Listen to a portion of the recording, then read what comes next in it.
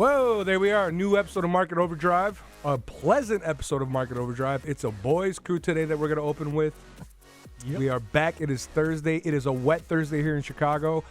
For those of you that are watching that are not from Chicago, whether you're from Los Angeles or from Florida, we absolutely hate you and we're jealous. And I should say, all kidding aside, we envy you.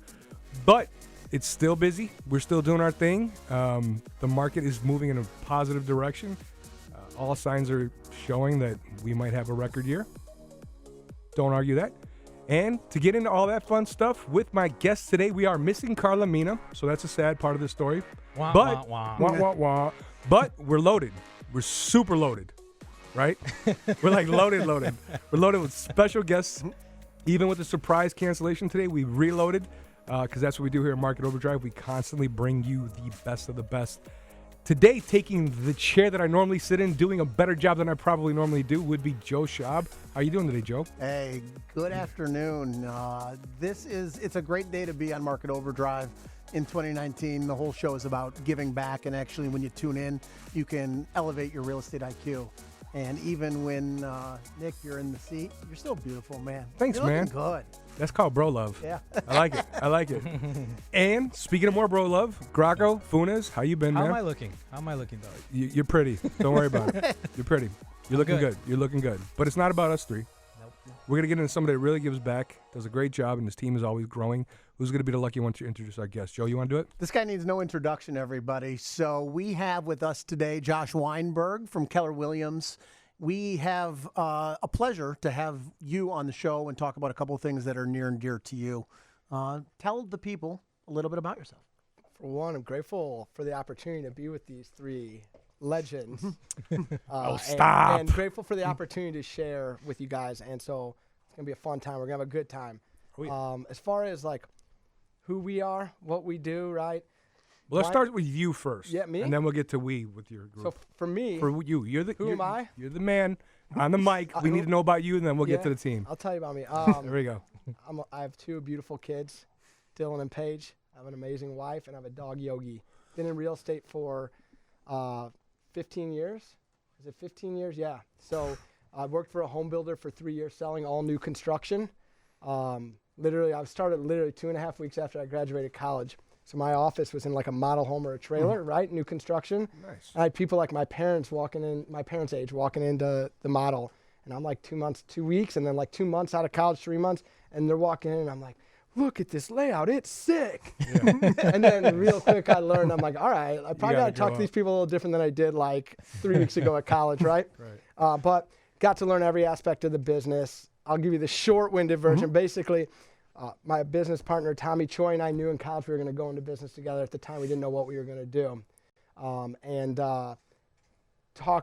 Think in 2007, right? Both of us come from very entrepreneurial backgrounds. And I was in real estate. He had a passion for real estate. Everyone was coming to us for advice because we had both bought our homes. And like I said, I was in real estate. So we looked at each other and we're like, let's do this, right? We went to our parents. They were super supportive of us. They're like, you're about to start a real estate business and what's about to be the worst real estate market ever.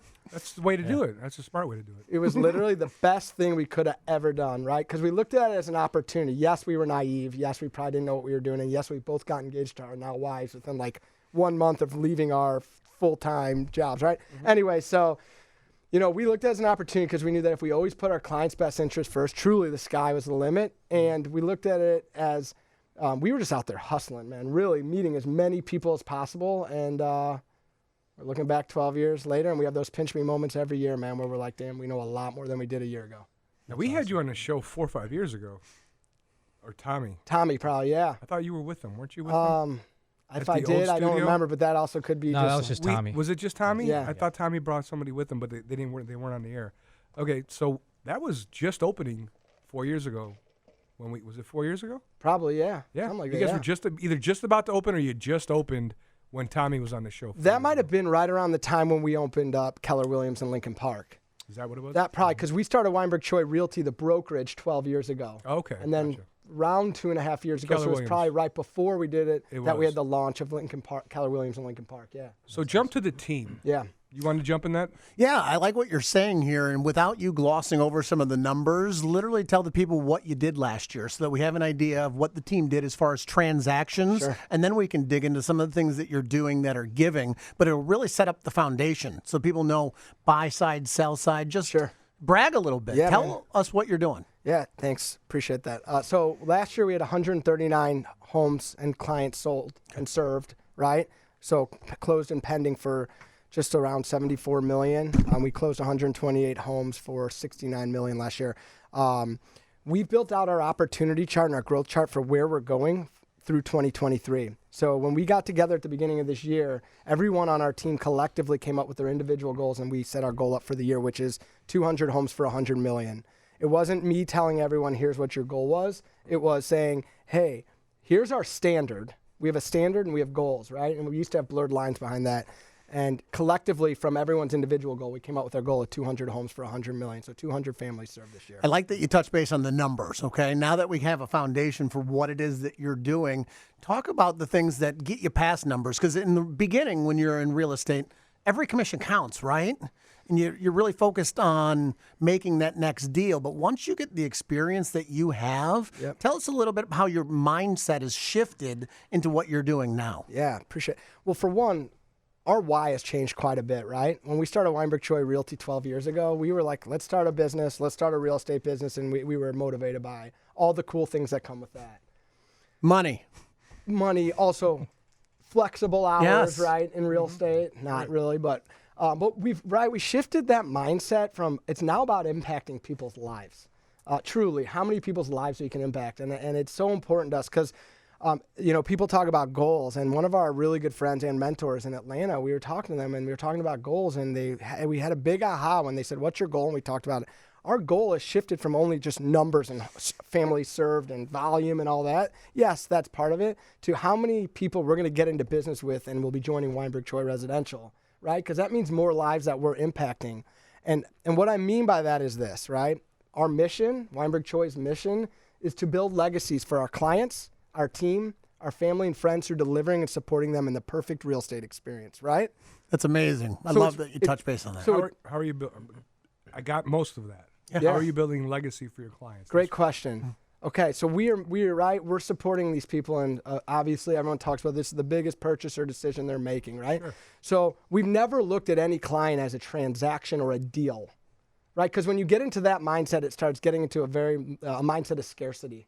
Meaning like, okay, where's my next deal going to come from, right? Or like, hey, I just got to get this one closed. So it's important that we never do that. And that's something that's important that we've shared with our team. And ever since we started, that's the biggest thing is we never looked at it as like, how quick can we get more and more deals? Instead, we looked at it as like, okay, we care so much about our clients truly that we know that if we create an amazing experience for them, which we now call the perfect real estate experience, the result of that is them wanting to show love and introduce us to everyone they know, right? Mm-hmm. So rather than that mindset of, there's two options, either a mindset of abundance or a mindset of scarcity, right? There's enough to go around. There's over 30,000 homes sold in Chicago last year, right? Right. There's enough to go around for everybody. So what I mean by building a legacy for our clients, that means if there's something that they should be considering, I want them to know every single thing they should consider before moving forward and every way the transaction can play out. And there's pretty much 3 ways in every situation. And what I mean by building a legacy for people on our team, right? It's not just like, how is it impacting their life financially? It's like when their grandkids, cousins, kids, think of them, it's just not about how much money they had. It's about how much impact they had on this community and this city and other people's lives. So you essentially, with your clients, you're reestablishing this connection to the community they're investing in, the community they're involved in. It's not just transactional, as you said. It's like the consumer feeling one within the fabric of the community, and the whole deal is kind of an all-encumbering experience. It really is about the experience. Yeah, that's pretty spot on. And like honestly, so our can I get a job now? Yeah, man. Yeah. We'll talk about what your perfect career looks like, and then we'll see if it makes sense. But ultimately, really, like 90% of our business comes from repeat and referrals, right? So with that said, right, it's a testament to truly us creating this perfect real estate experience. And honestly, any one of our clients we meet with, anyone on our team, either on the listing side or buyer side, one of the first questions we ask is understanding what their perfect real estate experience looks like. So I feel like the odd man out in this group because the three of you do a lot of community stuff. You know, I You know do Grocco. tiles. I heard last week you I'm a talking hell about of you a lay tile. tiles. I'm a hell of a tile. You are, baby. Yeah, you might need to come over, man. We need This some. is true. I'm more of a lazy donator Okay. than I am roll up the sleeves and do all the work. I see you. I know Grocco in depth with his stuff at St. Jude, but Joe, it seems like every week you're doing another community involvement, whether it's a charity or just kind of bringing everybody together. Now I see why you guys know each other so well, you and Josh, because it's like you guys are like two peas in a pod. I decided years ago that this was going to be something that I was going to do for the long haul. This wasn't something I was going to do for 5 or 10 years and get out. So by the age of 40, I'll have almost 20 years of high-level lending experience. And the one thing that I noticed with my peers that was literally setting them apart was this exact same thing where if you can focus on the result, you're not just looking for the next transaction. And so it's harder. It's a lot more work when you don't care about the commission. But in the long run, what you're doing is you're building a legacy. And so that's the reason that I love having Josh on today. Josh, touch base on this. You are, say you're a new client and you're trying to go out in the market today and buy something, right? Yeah. How do you pick the right realtor? It's not always you, right? I know you're amazing, but if I'm a buyer and I'm listening to the show, what are some of the tips that I should be asking a real estate agent? Yeah, well, I don't think not everyone's going to be the right fit for any one agent or team. That's part of the beauty in a team, right, is figuring out who's going to mesh the best with who on the team, right? With that said, it's really getting an understanding of what's important to that person, and that's why we talk about the perfect experience so much. Because, and I'll say this, the listing side is a little more transactional than the buyer side, right? Mm-hmm. So maybe on the listing side, we're asking what their perfect transaction looks like, even though it's still emotional. Most money. They want to sell their house. They want to make the most money possible. You know what's funny? That's your perfect real estate transaction. That's the one I hear the most. I should say. Yeah. But there's another one, right? Maybe it's time. I don't want to have a lot of showings. It could be by us understanding that, right? We have a better chance of setting them up for that. It's all perspective. And my perfect experience is going to be different from each one of yours.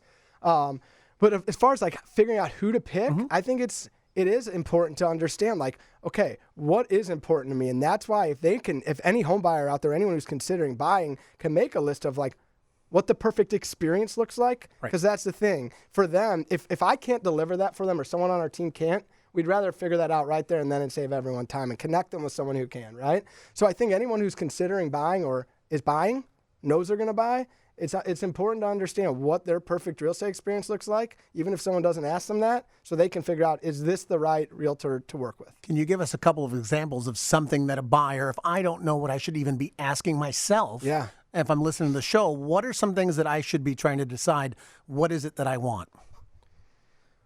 I think it's super, super important to have a team of people, not just like a real estate team, but truly a team, right? Let's put it this way. If someone reaches out to me, they're usually going to ask me, who should I call for lending, attorney, inspector? Right. They know that we're the go-to for everything, essentially, right? We call it like the funnel, right? So I know that if I'm introducing or recommending someone to Joel, you know what you're going to get. It's like, I know he's going to look out for our client's best interest, first and foremost. 2, he knows what I expect. And 3, I don't need to call him to see if he's doing his job every day. And they're going to get Cubs tickets. And he's a mortgage man and a Cubs fan. That's right. So anyways, though, with that said, right, I think it is understanding, like, it's, right, who is going to understand what that person's needs are. And I think the things that they should look for is truly, like, you know, is this person, it doesn't matter if someone's sold 500 homes or one home. Right. It's ultimately that someone, at the end of the day, really all people care about is they want to be loved, right? Everyone wants to be loved on, right? They want to work with someone who they can trust, that's going to look out for their best interests, that's knowledgeable, right? And that every decision they make is going to support what's best for them. Yeah. No one doesn't want that. I've always seen a relationship, depending on your needs, if you're a buyer, where do you need to buy a house immediately or can you wait? Are you just starting to think about the process, going, you know, maybe I'll buy it within the next year or so? At that point, you can kind of look at a relationship with the realtor almost like marriage. Let me figure out the one I want to get married to that's going to take me through this journey. If you're in a hurry to buy something, you almost find yourself in speed dating, which could be a little dangerous because you're like, let me find somebody by today. Yeah. So that's why you hear a lot of referrals and a lot of references, somebody that had a good experience with a realtor. But I think that when you pick that team or I should say that agent, you're also hiring his whole team. You're hiring most likely you're going to meet his attorney, his mortgage lender, his inspector, the whole 9 yards. So Vetting them out, if you have time, try and vet them out as much as possible, and make sure that you feel the connection mentally that they're on the same page as you.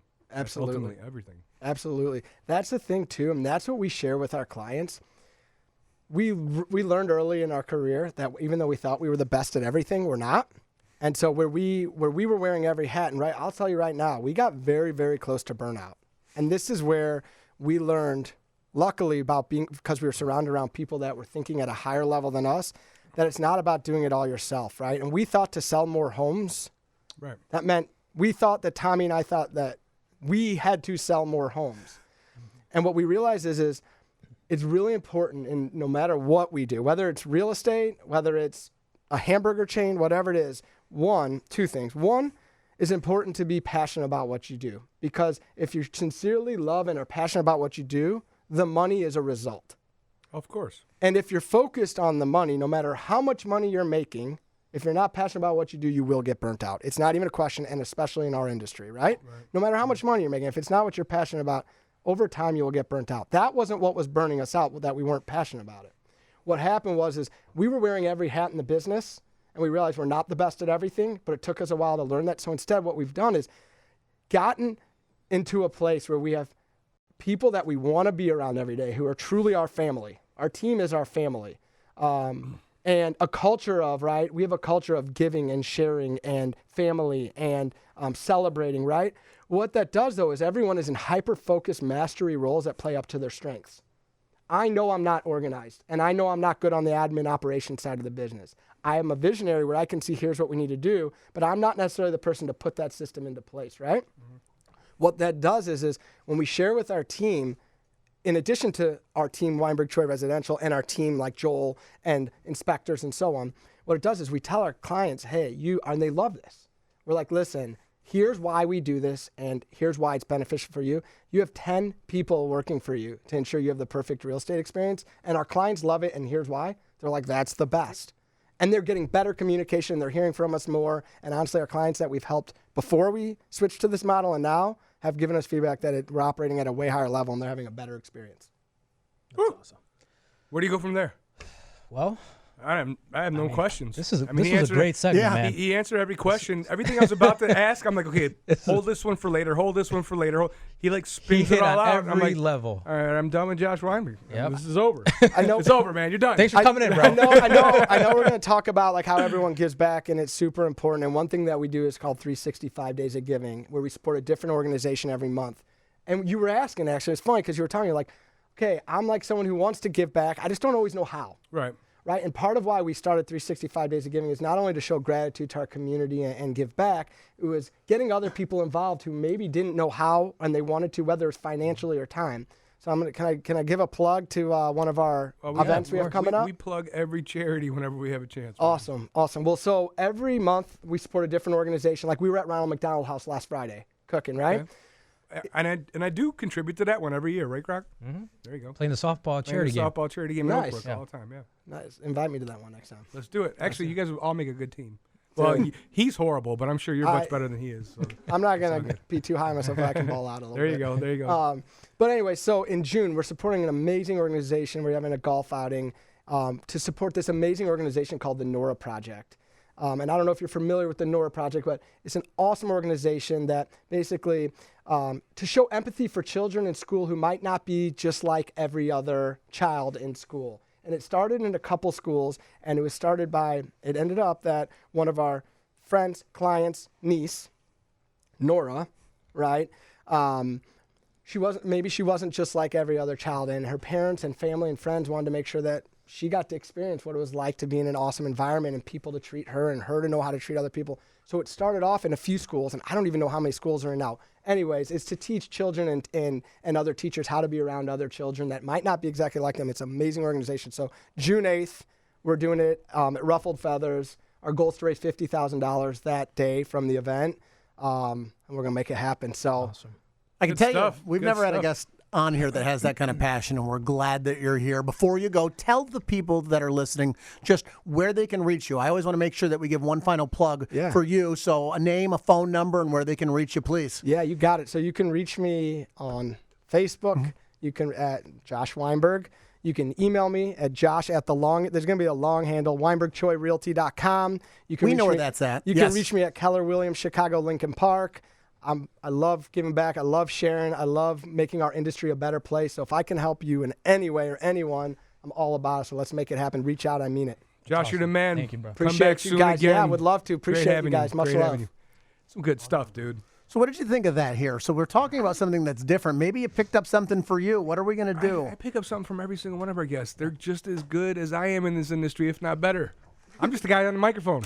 Well, you're good behind the mic. I've been doing this for a long time, and I think that when you're around intelligent and passionate people in our industry, no matter how great you are, you can pick something up from even a newbie because they just bring ideas. And it's great to learn and see other people and how they handle their business and how they treat their consumers. And, it's at the end of the day, it's a craft. You could always improve a craft no matter how good you are. I feel like we have an action-packed show today. I feel like we have people that are bringing something to the table. I know that we have our next guest coming up, has years of experience, and going to completely turn the corner and talk about something different. So to my right, I have Lauren Dayton. How are you? I'm good. How are you? Good. So before we jump into the things that you're doing, give the listeners a little background. Just tell us who you are, what you do, and what your specialty is, because you've done this forever. You're no problem behind the mic. No, I've been doing the radio for a while, but no, I've been in the business for 17 years. Lauren Dayton with Jamison Sotheby's, and this last year has been completely crazy for me. I had a new baby. I've been working on a luxury rental building, which is something new for me because typically I just work on sales for condos, but this was a developer client of mine that normally builds condos for sale and said, hey, we're going to do a rental building because that's been kind of the hot button in our market lately. And so he said, will you represent me and get this building leased? So that's been fun. I've had 199 units. I'm at 160 leased. Say that again. Wait a minute. How many? I had 199 units to lease, and we're at about 160 signed contracts 30 left. today. 30 left. Only a few left, and it's been a crazy year. And that's how we're going to tag this segment. Are our buyers in our real estate market being swiped away by these rentals? Because there's more rental developments than condo developments for sale. So that's where you're coming in. We want to hear what you think because you're seeing it from both sides. You literally are working for the same developer that has crossed over. So that typically would develop condos I don't think anybody for sale. can answer these questions better than you and what you see every day. So I'm still doing, regular business when it comes to sales and listings and buyers. What I'm seeing is a lot of buyers that, or let's back up, a lot of sellers that I would be selling their home that would normally go buy another home are going, oh, maybe I'll rent for a year or two. We're going to check out some of these new buildings. And what I'm seeing is I feel like some of these rental buildings, due to all their luxury amenities, and I call them miniature Vegas inside. They have everything from bowling alleys to parties, pools, cabanas. They have everything except for bottle service. Really, everything. Coming soon. So coming soon. We got to make one of those, right? You haven't heard of the Memeti development project coming up. The Memeti Schaub. So what I'm seeing are buyers are considering renting for a year or two, and it's changing the market a little bit. As I feel like some listings I've had that normally would have sold within a couple weeks or a month, they're selling. They're just taking a little longer. I feel like buyers are considering renting for a year or two. And then I asked them, some things I asked them are, have you talked to your accountant about this? Have you looked at, you're not going to be owning anymore. You won't have that write-off. You're going to go lease for a couple years. Have you weighed these options? Keep in mind, look at rates right now. They're really good. Are you sure you want to do this? So it's raised questions, and I think it's, changing the way people are thinking a little bit. But I am seeing people considering renting for a year or two before they buy. What is the answer to those questions that you said you asked them? Because I'm curious now. Have you talked to your accountant? You're not going to get your tax benefits. What are they spitting out to do this? Some people, they realize they're not going to get their tax benefits, and they're like, well, we just don't know what we want to do next. We don't know what neighborhood we want to try. We want to do a different neighborhood, but we're not ready to commit to buy there yet. We just want to, we're going from I had clients recently sell their townhome with no amenities. They have 4 kids, and they just want to try a building full of amenities, but they're not committed to buying yet. So these aren't people that will never buy again. It's just that they're testing the waters in the rental market. And for me, I'm seeing it, representing this rental building. For me, I'm seeing a lot of young first-time, that will be first-time buyers. They're renting their first place, or they're renting for a couple of years, and they eventually want to buy. So that's also a way for me to build my business and continue to grow my contacts. Or a lot of these renters are coming in will be future buyers. I'm glad you said that. I applaud you for taking such a project when a lot of other agents would say rentals, no. I laugh because so many brokers are like, oh my God, I don't want to do a rental building. There's not enough money in that. It's too much time. They're not thinking future. They're not thinking long haul. Aren't we seeing a lot of people right now that do want to step into something new? Maybe they did sell their place at the height of the market. Yeah. And they're not sure they want to dip their toes back in. So, Totally. yes, Nick, you're right. A lot of people are getting maybe siphoned off from buying. But I think what Lauren's doing is building her business for the next 18 months, 36 months. These people completed a real estate transaction with you. Right. Whether it's a rental or a purchase, how do you follow up with them? And what do you think the percentage of those people that are actually going to go on to buy, and how can you work with them? I continue to put them in my database. And when it comes to, our monthly marketing, giving, you guys were talking a lot about giving back, sending out summer gifts, winter gifts, things like that. These people I'm continually following up with. So hopefully I'm at the, front of their mind when they go to buy. And this is how I built my business. I started when I was 21. I was a kid, and nobody really wants to give a kid a lot of business when you're young. Now And you're 24. Good job. Yeah, right. Thanks. You're doing Love great. you guys. You're doing great in 3 years. But building your business, I started working with renters. It was the leads that nobody wanted. Oh, I don't want to take a renter out this weekend. I don't want to take a renter out on Saturday. And I thought, what is wrong with you? These are future buyers. And yeah, they're renting now. They'll buy later. A lot of my clients started that way. And that's where I'm at now. So I look at this rental building as an opportunity to continue to give more business for the future and to help my current clients get this building leased. What are some of the things that they want in those buildings? So Nick brings up a good point. There's people that are just not going to buy right away, and they're attracted to some of the things that you talked about. Is there something that we could do for the developers that actually would do this in the condo buildings as well? What are you seeing in the future? Like, what do they want is when it comes to amenities? Yeah, or? of course. They're picking something here because maybe they were in something that was smaller before and didn't have those things, and now they actually have it. But all the cranes in the air for the last 5 or 6 years, guys, what are they? They're rentals, They're right? off for the wrong reasons. Dang it. I know, right? Well, what I'm seeing is, look, I think it's what all of us want. We want the easy button, right? We want Instacart. We want an Uber. We want to just press the button. We don't want to have to go pick up our dry cleaning. We want to have press box downstairs. We want everything to be easy. And I think with these rental buildings, what it's giving people is a concierge type service. And I think developers that are building new condo buildings really need to step up the game when it comes to concierge type service. It's not just about buying a condo anymore. It's about what kind of management am I going to get? Do you have a dog walking service? What's the pool like? Is it amazing furniture? Or is it just okay furniture? Everybody wants to walk out. They're paying top dollar. They want to see something beautiful. Right. So. And I speak from my own experience. I own, obviously, in the suburbs, and I used to own in the city. And I want to buy in the city in a specific area. I'm not going to tag one out there, but there's nothing that I like. Because you're too picky, right? You've seen it now, all. And now, unfortunately, I have to rent in the city, and I have to be close by here, actually. And the amenities are there every time when you're going to rent. Because I'm hoping I can find something within the next year or so. But to buy, to buy, of course. But there is nothing in the purchasing marketplace that can catch up with the bells and whistles. I mean, she just said it. My building has 2 different entertainment rooms. I mean, Graco, you came and visited. It's insane. Yeah, I never want to leave. And I used to own right around the corner from there, not too far from there. And it's like, it comes nowhere near comparison. It's like a hotel. So it's tough. Right. Now, at the end of the day, I still like getting some kind of return on my money. If I'm paying to live somewhere, I'd like to have something at the end of the tunnel, which is why I want to buy. But I'm in a standstill. I'm honestly in a standstill. I think you hit that one comment on the head.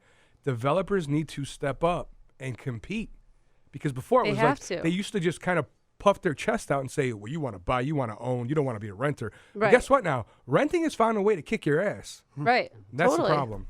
And renters, people that are renting that could be buyers, it's not that they don't want to be buyers. They're just seeing, I think, a lot of these rental buildings with all these fancy amenities going, well, this looks fun. I want to try this first. Sure. So, but I do see, there's a downside to that. You're renting, you're blowing money, you're not investing, you're not paying anything down. Right. You're just, There's no forced savings. No. There's nothing at the end of the tunnel. It's just, thank you, have a nice day. Right. And that's that. No, but I do think developers, we got to have some better amenities. At least someone came on the show and said it. Call them out. That's what we're gonna tag this show. Lauren calls out developers. And That's I don't want to say I don't want to say that with buildings there aren't any buildings with great amenities. It's just that people are looking for more services on top of amenities. Well, services. These rentals are newer. We just said, Joe just said it. These cranes are going up, and they're always rentals. So usually, whatever's newer has a tendency to have more up to date, modern, and newer ideas. And so it's nothing but rentals flooding. So it's leaving old development projects behind. So if something was built in 2008, and here comes a rental in 2019. Yeah, there's movie theaters and there's bowling alleys in there. There's batting cages in there. Right. Forget party rooms. That's simple. Right. That's right. And it's crushing the market. They're also crushing the market for the landlord that bought that property in 2008 and 2010. It's constantly been a landlord and been renting his place out. Now, it used to rent in a couple weeks, 3 weeks quickly. Now I'm getting those listings and they're 60 days, they're 90 days. And these landlords are like, well, I always rented this apartment for $2,000. Well, guess what? Down the street, there's 4 cranes and they're going up. And those buildings that are brand new, tenants are picking that for a couple $100 more a month because it has all new finishes, state-of-the-art amenities. So it's hurting the market as well when it comes to just the average landlord that used to always rent out his place. My brain's not big enough to do this math, but why don't these landlords that do these really fancy developments just turn around after so many years and just convert them and sell them to the tenants? Wow, you're onto something. Don't you think they will? I haven't seen one pop yet. And it's been going on for almost 10 years. I think it will. Call me when the one I'm living in does it because I want to buy one there. I just don't want to rent forever. It's too new. It's too new. They're going to milk that cap rate right. before they flip that over. Terrible. I think another point, because we got to close out here, another point is that it's easier, and you always touch on this, Nick, it's easier to put up these towers that are rentals because the financing that goes much easier. with it is a lot easier. Yes. So when it comes to a condo building, it's hard. It's harder to sell. There's a project right here on Michigan Avenue right now that's having a hard time to sell. To get the money. Developers are having a harder time getting the money. Banking is still dealing with the hit from the crash. They're still feeling the pain. They're scared. And people don't want to fund $500 million for your condominium project because who wants to be stuck with the bag of hot potatoes if it doesn't, So. All right. So, Lauren, thanks for having me. Well, thank you for coming, but how do we get a hold of you? 312-909-1329 is my cell phone. I'm with Jameson, Sotheby's, Lauren Dayton. You can find me online. Just Google me. That's awesome. Google me. She'll be back. She'll be back again soon. I like that. Only really confident people say Google me. I'll pop up. Goggle me. Nick, what did you think of that? That was something that was completely different, right? I think after 5 years, we haven't had a topic like that, specifically like that. It was People are afraid to talk about it sometimes, right? Well, we're in the mortgage business. We're in the mortgage industry, and we bring on agents, and we promote home ownership because I still do truly in my heart believe it's a much better investment than renting. But she hit on the head. The competition to rent is so much more aggressive. They're pursuing this consumer so much better and offering amenities. And maybe we should be more specific to like most urban areas they're doing these. It's not like you're going to find a whole lot of luxury condominium rentals out in the suburbs. But in the city, oh man, they're coming after the buyer really hard. And I don't think it's bad to rent for a year. There's really nothing wrong with it. If it's the continuation of 5 or 6 years, you've thrown $100,000 away. Out. Well, we've always promoted renting in that aspect. You don't know where you want to move into the city. You don't know which part of town you want to live in. You want to just feel it out. That's what renting's for. Or look, some people just got to live here for a couple years and they know they're going to be transferred out, and that's when it's okay to rent too. It's tough to buy a house and sell it within a year because your job relocates you. So you mentioned a second ago Cubs tickets. It's a reminder here before. Tune in for the entire show. We'll be giving away 2 Cubs tickets. I have a winner that's announced. Before we get to that, we have somebody special on the show today. We're going to be talking about an event that's coming up. And it is a pleasure to have Christine Schaub on the show today. Tell us what you are here to talk about. Hi. Well, thank you for having me on. This is my first time behind the mic, so thank you guys for... Truth is, you do all the work, though. I wouldn't say that. I'd say we're a good team. But I'm here specifically today to talk about Real Estate to the Rescue, which is a really amazing fundraiser that we happen to be on the board of directors for. We actually have a board opening position. If anyone is interested in being the director of shelters, that is a newly formed position, and we'd be so grateful to have some recommendations. So it's no-kill animal shelters throughout the city of Chicago, and it's for cats and dogs, and people love dogs. But they forget about cats. Does anyone have cats and dogs? Not anymore. Okay, not I used to. anymore. As a kid, I did. Yes. I had 2 cats killed as a kid, so I wasn't allowed to have any more. I was a really irresponsible pet owner. I'm just being honest. So my parents said, that's it. We're not going to kill off the cat. We're not going to make them extinct, so we're not giving you any more pets. I'm going to bring him a shirt the way next it week happened. that's got a cat That's on the it, truth for of the sure. story. That's the truth. Christine, why did you join? You're on the board of directors, and what are some of the benefits that you have when you could talk about real estate agents doing the same thing? So the mission really resonated with me, and so our mission is to mobilize the real estate community to give back to the homeless plight of animals in the Chicagoland area. And we do that by fundraising, by community engagement, and by political advocacy and awareness. And so I would say we have a really great opportunity coming up on June 21st, and that is our 6th annual Real Estate to the Rescue Chicago Cubs game. Oh, I like the sound of that. 6. So this isn't new. No, not 6, the Cubs. Come on, man. She said 6th annual. So I know. this has been going on for a while. This isn't new. 6th annual. No, this is something that's been around for a long time. We were established in 2005, actually, by our founder, Susie, who still serves on the board today, and she's wonderful. But it's a really great opportunity to network, to get involved. We have a huge pre-party at 10 a.m. with a great silent auction. We may even have a trip to the Bahamas. So yeah, it's going to be a really great opportunity for everyone to come out. Tickets are $75, so not that much, and you get so much. And then you get to go watch the Cubs play at 1:20. So that's an event coming up, and the money, whenever you talk about trying to get involved in something, especially since most of the listeners here are either going to be buying a home in the next year, selling a home, or involved in real estate, this is one of the ways you can really give back. I love being on the board of directors and having Christine on today to talk about some of the things that are easy. You don't have to go out and do a lot. If you can make a donation, $75, and you get a lot for it. It's not just $75 in the game. You're actually able to go to the pre-party, silent auctions. The pre-party is amazing. Oh, my gosh. It's such a good time. We have photographers there, videographers, the silent auction, which I can't stress enough. We have some really great sponsors this year. Shout out to the Gunderson Law Firm for being our platinum sponsor. So we're really excited, and we really hope that we have some people that come and enjoy. Did Christine just do a plug within a plug? That's amazing. She's got a 5-minute plug. And Was that a leverage? She threw a plug in there. That's Gunderson That's for you. leveraging the leverage. That was a leverage. I like Christine. You got some was nice. skills. I like that. I like that. Tell us again before you go the date. I want everyone that's listening to remember the date and then how they can get tickets as well, please. Absolutely. So it's Saturday, June 21st. The pre-party starts at 10. And if you want to buy tickets, go to realestatetotherescue.com or find us on Instagram at realestatetotherescue.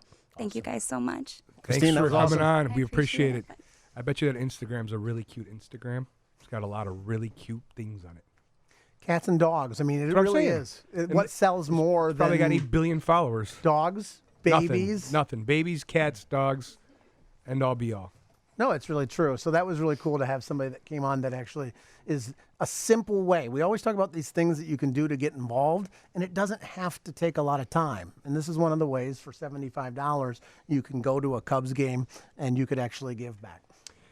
So, do the Cubs play the Yankees this year? The Cubs do not play the Yankees. They're an American League team, so during That doesn't mean they don't play them. No? They come. The Yankees come. Hey, you asked. Yeah. Okay. So they I don't have play a 'em this calendar year. right here. So I let's just want to look. know if they play them. but when they do, Okay. I'm looking for your tickets. Oh, really? I'm a Yankee fan. I'm not a Cub fan.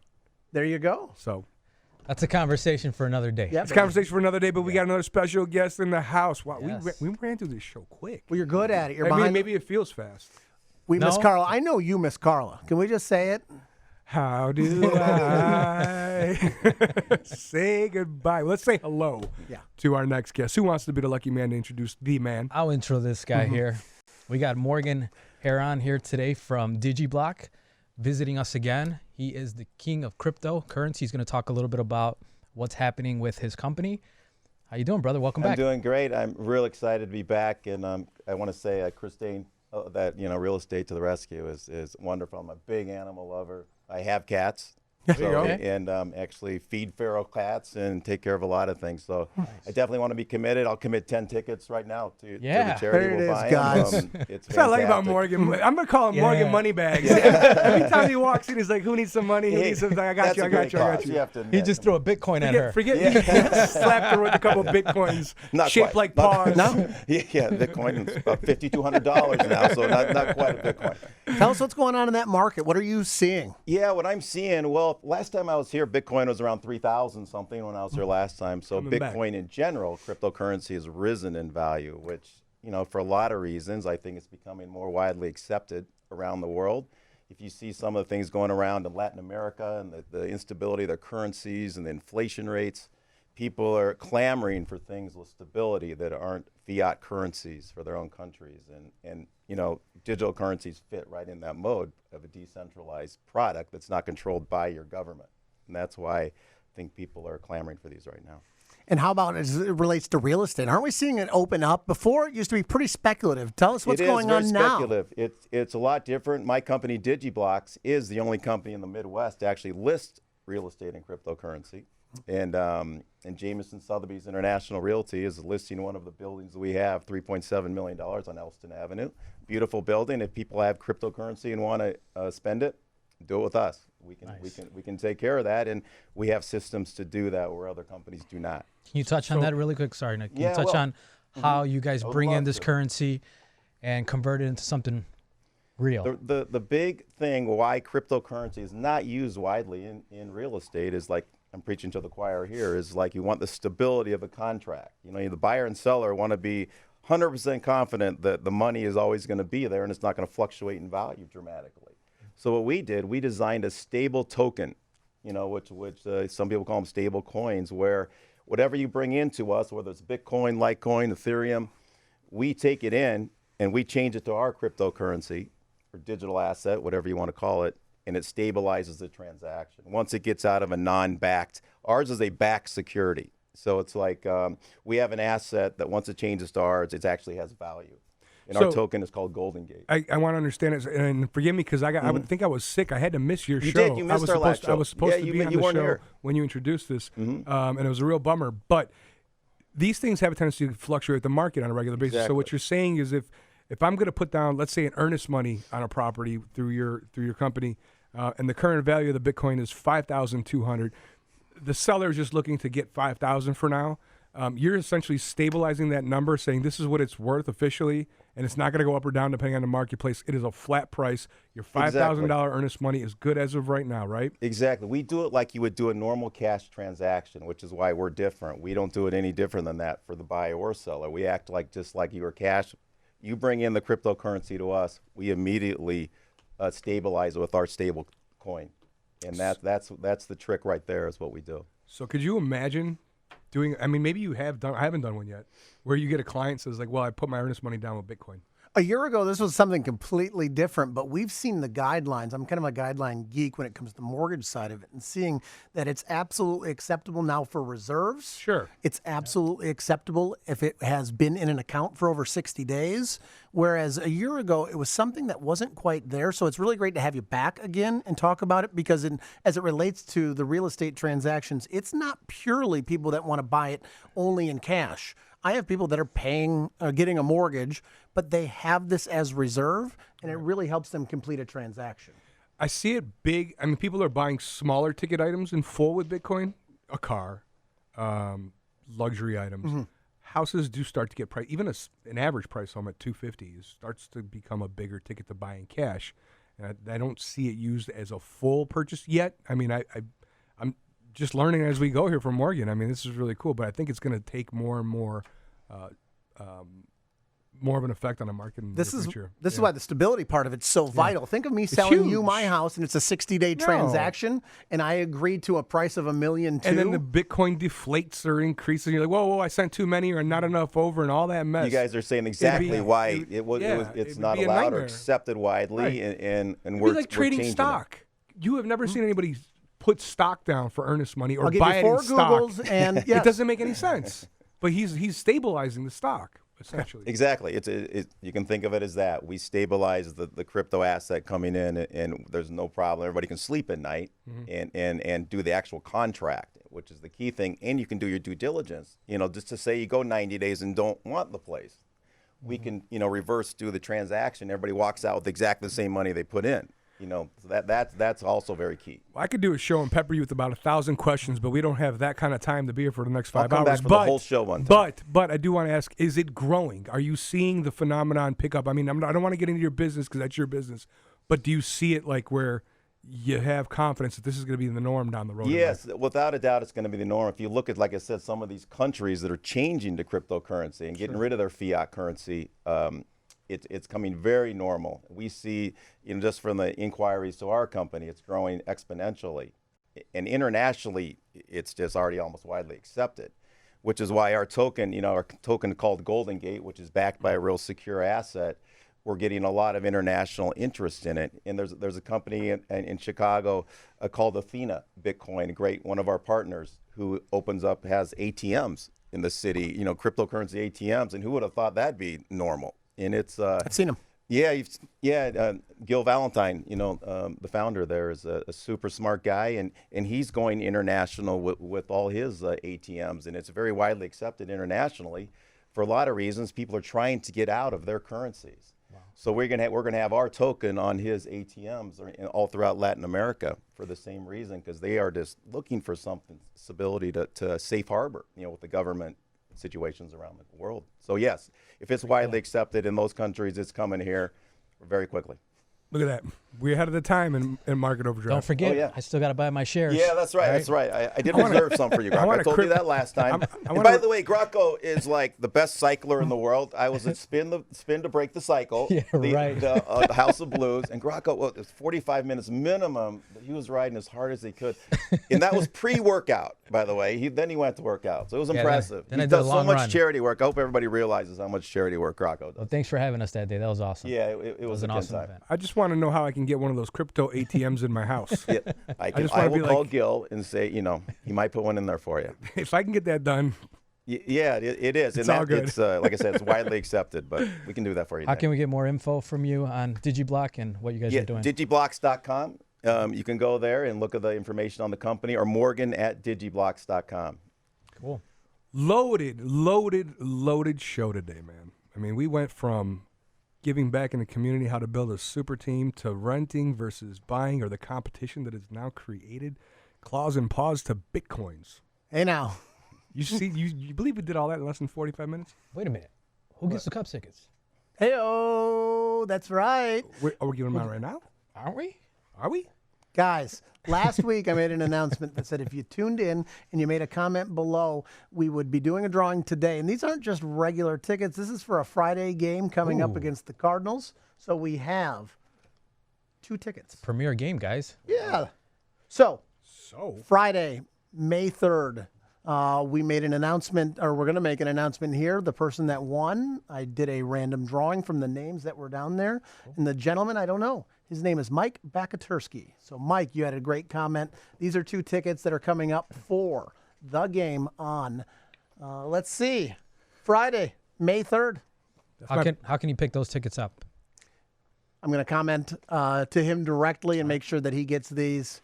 Maybe we'll have him come on the show. It would be great to be able to do this. That would be cool. That's my burner account, by the way.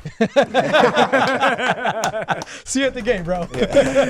And that's enough of the fun and antics. We are back again next Thursday. You can catch this show and every show. Thank you, Joel Schaub, Grocko Funes, of course, Morgan, for being on. Catch this episode and every other episode with our extensive catalog that is about 5 years old at this point. You can go to our YouTube channel. You can go to marketoverdrive.com and catch the show. Facebook, we're on Facebook Live every Thursday around 5:30, and I say around because sometimes we're a little early or a little late. And last but not least, we are on the WGN network, where you can obviously go to the WGN Plus site, download the podcast, or I should say subscribe to the podcast, and get the show whenever you feel like listening to it if 5:30s don't work for you on Thursdays. Other than that, thanks to everyone here. We will see you next Thursday. Is it next Thursday or following Thursday? We're off. We're off next Thursday, but the following Thursday, we will be back with some new and juicy stuff. Take care. Thank you for watching another episode of Market Overdrive. If you like the information, please make sure to double S, share, and subscribe, and also like, right? Yeah, make sure you follow us on marketoverdrive.com and all of our social media platforms, Instagram, Facebook, and YouTube. We'll see you soon.